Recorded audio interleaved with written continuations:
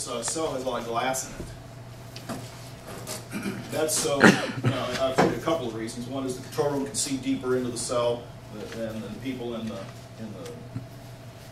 cell have more access to natural light coming through the day room and so forth like this. And especially in group occupancy cells like this, it's safer for the inmates. If the control people can see more of what's going on in the cell, it's safer for everybody as far as physical assaults and things of that nature. Question. Yes? You talk about seeing now, when you talk about that long that tunnel, are they going to be able to see when they walk through there, the people that are in the jail, his department, whoever monitors that, are they going to be able to see whoever comes through there, even though it's just going to be people that work there? Yeah. Yeah, the way that will work is that will be monitored through closed-circuit TVs, and there will be one room in the jail that's called central control. Central control will be operating, opening and closing all of the doors electronically, and they will monitor all the intercoms and all the cameras. And the way movement would occur is you'll always have a staff escorting inmates through there. But the corrections officer that is with those inmates is not personally opening the doors. They walk up, they'll either push an intercom or swipe a card or something, and the control room officer then opens. So when it say that intercom, the corrections officer comes up to the intercom by the door, pushes the intercom. When that intercom is pushed, the camera comes up, and the person in the control room can see who they're talking to. Then they open the door for them. When everybody's through, it closes the door, and that door has to be closed and locked before you can open up the next door. So it's all done remotely, electronically.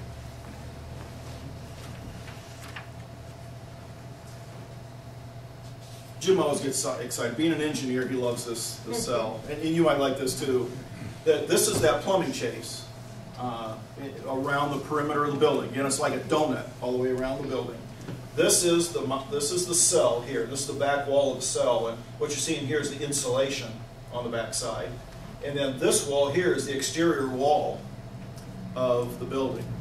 Now, this particular photograph was actually, this wall is actually a pre-engineered metal building in this case. Just to show you that it doesn't necessarily have to be a maximum security wall. It can be just about anything, because this is your secure perimeter. Here's your window right here. There's a window in the cell wall. Then you have all your ductwork. And then this is a cell on the lower level and a cell on the upper level. So this plumbing chase is 20-some feet tall. All your plumbing, it's easy to access, do clean-outs. Your shower valves, the electrical, everything is accessible from the back side. So it's pretty nifty system. I think that's probably, yeah, that's probably it for the jail side. So before I move on to the juvenile side, are there any more questions on the jail section? How did you decide on the number of cells? The hard way. Back probably between June and August, September, we had collected a lot of statistics from the jail, from courts, and tried to come up, and if you sat in the charrette or participated in the charrettes, there's a lot of discussion of it then. And one of the things that's kind of hard is you look into this crystal ball and say, what is the needs of Muskegon County for the next 20 years, 25 years? And I tell people, if I had a crystal ball, I'd be playing the lotto instead of playing architect. So you have to look at statistics and trends and the personality of the justice system and so forth in the county. And the problem that you had with the statistics as far as making projections is your jail has been full for a long, long time. So it's hard to establish trends from the data that you could collect, because the data says the jail is full, it's been overcrowded for a long time, and there's all of these policies and procedures in place to manage that jail population. Can we move some of these people out, or can we put them in this program or that program and so forth? And there was a lot of discussion about, okay, Well, do we necessarily, I mean, how big does the jail need to be? My original recommendation was 600 beds plus. Through some of the discussions, there was discussions that no, we don't really need a whole lot more beds. What we want to do is, you know, yeah, we acknowledge we need some more beds, but we also acknowledge that we want to exercise as many of these alternatives to incarceration as possible. And we don't want to remove the incentive to exercise those alternatives by having all these beds in jail. Okay, so that's one side. On the other side, this particular capacity of this jail design is a maximum of 544. The charrette target, I think, was 506 to 528, somewhere in there, I think, was the range. But from a design standpoint and so forth, the thing also we have to take into account, and walk with me through the garden on this one, a jail is operationally full when it's at 85% capacity. Okay, now why is that? Remember all those cell blocks? Okay, you've got 16 beds in this one, and 20 in this one, and 32.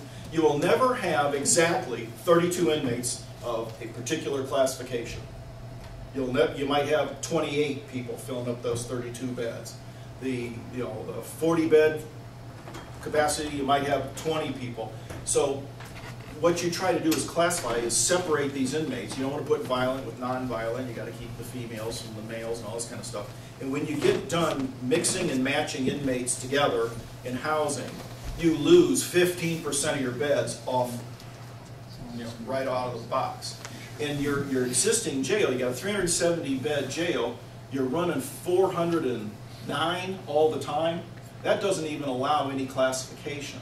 So the extra beds we have in there are largely to be able to classify prisoners and separate them from each other.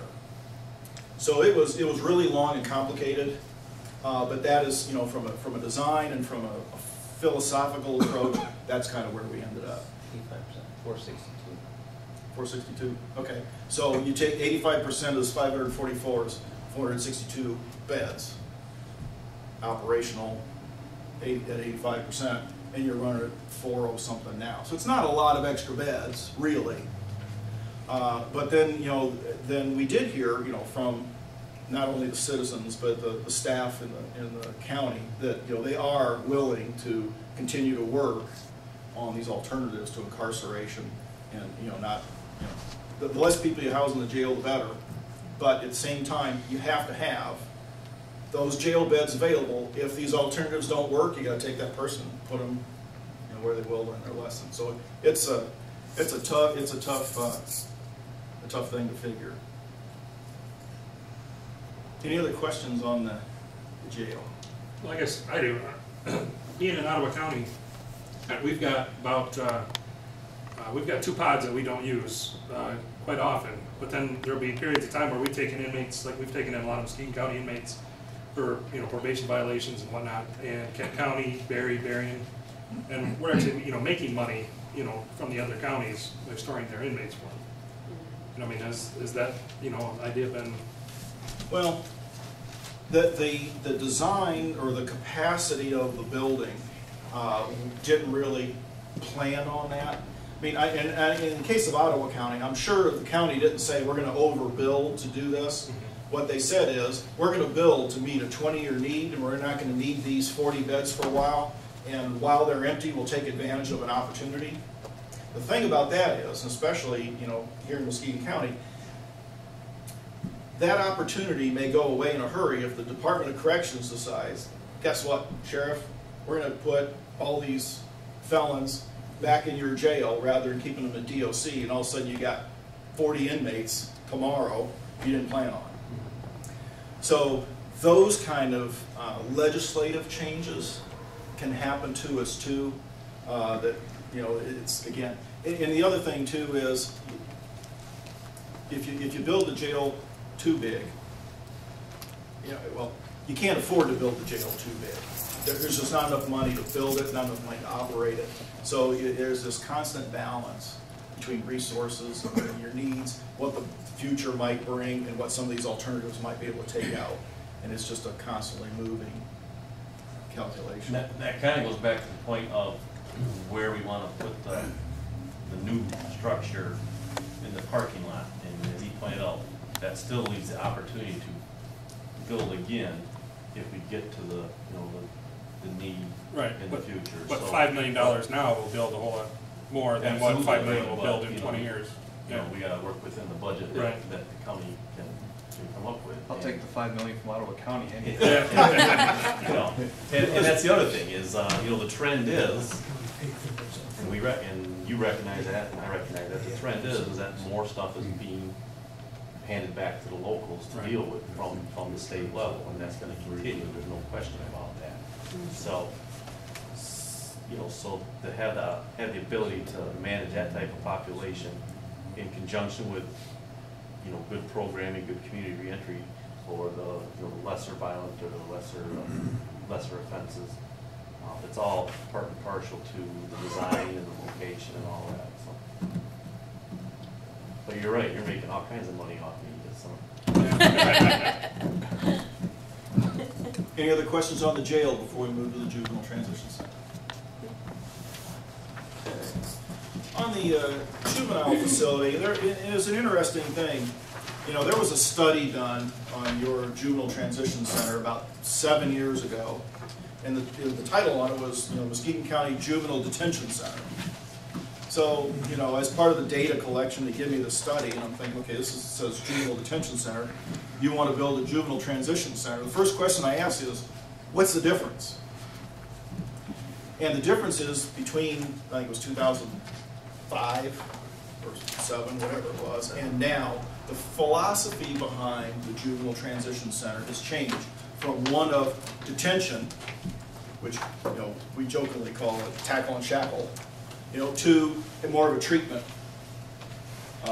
program. That is, you know, the philosophy that this is what our kids need, this is going to do the most good for the county. We don't need to detain these kids, we need to put them in a treatment program. So what was looked at before was basically 32 beds of detention and so forth, and we decided through the course of the charrette and the planning and so forth, that the detention side of the house is only going to be 16 beds, and it could be expandable in the future. But we're going to put more of a focus on the treatment side of the facility. So the Juvenile Transition Center changed, you know, it changed its name from Juvenile Detention Center because its mission changed. And again, that made it really difficult to say, well, how big does this facility need to be? If you have nothing, no projections to go from, because if your operational philosophy is different, then your statistics don't really mean a lot, because it's hard to make a comparison. So what we've got is about a 40,000 square foot building with 16 beds of detention and 16 beds of a treatment program. And these two kids are in separate programs, and these two kinds of kids never mix. They never meet. But in the core of this facility, we have things like recreation areas, food service, visitation, classrooms, all in this core, where one time a day the detention kids will come in and use these spaces, and they go back into their housing units, and then the other part of the day the treatment kids come in and use those particular programs. Same spaces, just used at different times of the day. You get multi-purpose function out of it. Then we looked all over town for a place to put this. And you probably read that in the paper, been in a lot of meetings, and what we settled on was, let's put it on county-owned property here on South Campus. In fact, the building's going to be right over there. That way? No. Okay. No, No, behind no, us. it's behind this one. Back that way? Okay, Okay. back that way. So this is actually the southwest, actually we're in this building right here. And no, it's this building here. So this is Pine Street, across here. Spring Street used to run through here, and it's vacated, except the utilities are still there. This is Delaware here, Ambrosia is here, and Goodwill is across the street over here. So we're going to take this, what used to be a block, a city block, and we're going to put the Juvenile Transition Center there. The front of the building, the public entrance, will be off of Delaware. The back of the building will face the parking lot just on the other side of this building over here. So again, we have it on county-owned land. So for both projects, we have it on county-owned land. We don't have any land acquisition to deal with in order to build these buildings.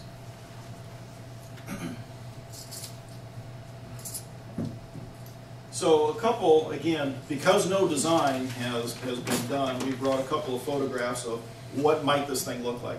The general nature of the transition center is kind of more school-like, more like a junior high school function, because there's so much of the same thing. There's kitchen and dining and classrooms and recreation and all that. The only thing that makes it different is the housing components. So this is a juvenile facility, very residential in character in Elkhart, Indiana. This is one that this particular facility is a little more detention-like in Muncie. This is Hamilton County. This facility here is actually a 101-bed facility. It's a very large facility. But the way it's designed, the scale of the facility was brought down to more of a residential kind of scale. And this is the housing component at the Kalamazoo County Juvenile Home. So this thing can look, there are no preconceived ideas at this point in time what this thing might look like, other than it will be designed to blend into the neighborhood and be a good neighbor. Recreation areas, just like in the jail, this juvenile transition center will have indoor recreation spaces and outdoor recreation spaces. The detention wing will have a recreation area that's outdoors but surrounded by buildings in a courtyard setting.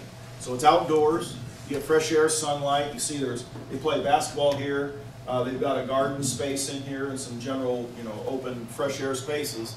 But it's all surrounded by buildings. So while the kids are out here using that space, they can't be seen from the outside, and vice versa. So while it's in the neighborhood, these kids aren't necessarily exposed to the neighborhood. And then this also allows more natural light and everything to get into more areas of the facility. This is a photograph from Kalamazoo as well, showing again the character of the spaces, the common spaces, the recreation classroom spaces, and so forth.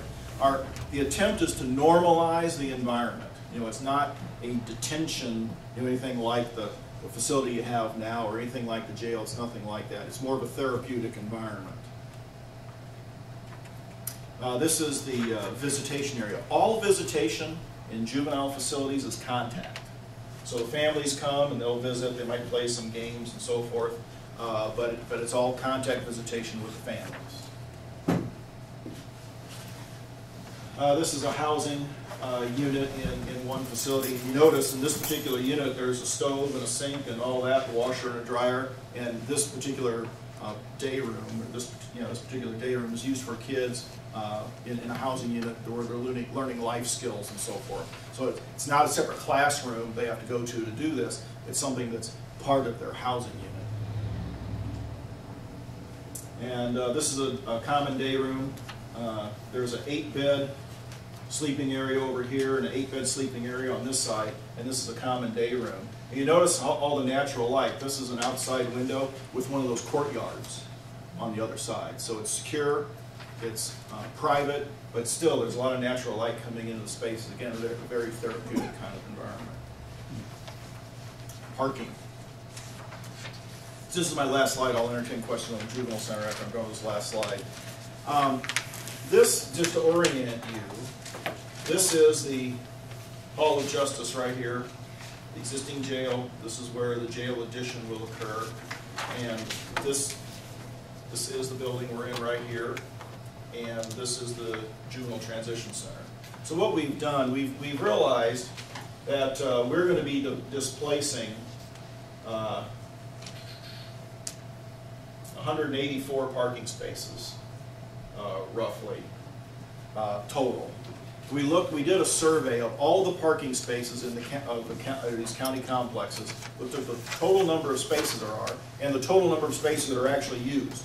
Believe it or not all the parking spaces that the county has are actually used. There's a lot of them that aren't. They're just in various places. And without getting too detailed about where we're looking specifically at lots, because as I've said before, we don't want to create an Oklahoma land rush around the courthouse all of a sudden.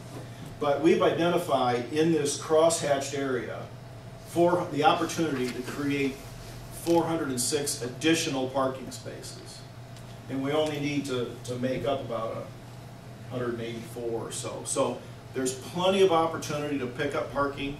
I know that the county staff is working behind the scenes on a lot of that, but the parking problem will be solved at the same time the jail and the juvenile transition center project is done. But specifically where those spaces are is not completely identified at this point. So with that, I'll entertain any questions on the project before I turn it over to Heath. Heath can tell you how easily the county can finance this thing. No questions? I got a quick one, just an aesthetic issue. You mentioned the fact that you're gonna have this a 6-foot, I call it a walkway, you called it something else there, from the exterior to the interior. Oh, the plumbing chase and Yeah, mechanical chase. and you mentioned that these were a, did you say aluminum prefab or a? They're steel, the ones in these pictures are galvanized steel. Is that typically the least expensive construction for the shell for the outside of these things? And then you cover it with, in my community, we're all concerned because we want it to be a natural brick thing, but I'm trying to tell them that you can make this stuff look like anything you want. Right. Is it concrete or, I mean, am I on the right path here? Is that why you're using? Yeah, there's a couple of benefits. We have used a lot of the modular steel cells in the past. We think it's a good solution from a number of aspects. We tell our clients that jail buildings always become, and you are a perfect example, jails always become functionally obsolete before they become structurally obsolete. Okay? So what's happened is time has passed and technology has advanced. And you have a jail that's caught in the Stone Ages. From a layout standpoint, it doesn't work very efficiently. It's not safe and secure. The nature of the kind of people that are in the jail is different. When your jail was built, 80 to 90% of those people were awaiting trial. Only 10% were sentenced there. The function of jails has changed over the years, that it's roughly a 50-50 proposition. So what people are in jail for is different. How long they're there is different than it used to be. And jail design is just past your existing jail. So one of the things about modular cells like this, these cells are completely independent of the structure. So if you want to pull it out and modify the jail at some point in time, you don't have to tear down the building basically to do it. And there's just other advantages, like the polyurea coating is an advantage from hygiene standpoint and so forth. So it's just something that we have employed a lot. Not a lot of architects design them this way, but we think it's a better mousetrap. It solves a lot of problems.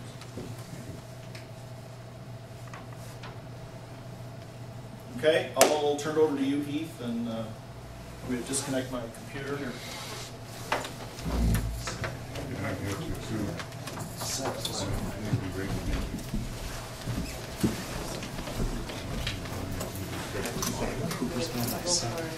Can you forward me the dates that you set for the next meetings? I'll shoot her an email. Thank you very much.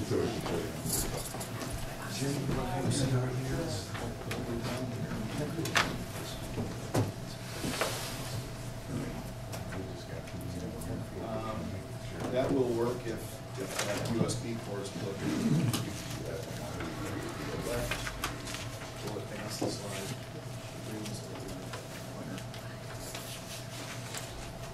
Okay, folks, we're gonna double team this aspect of the presentation, just like we did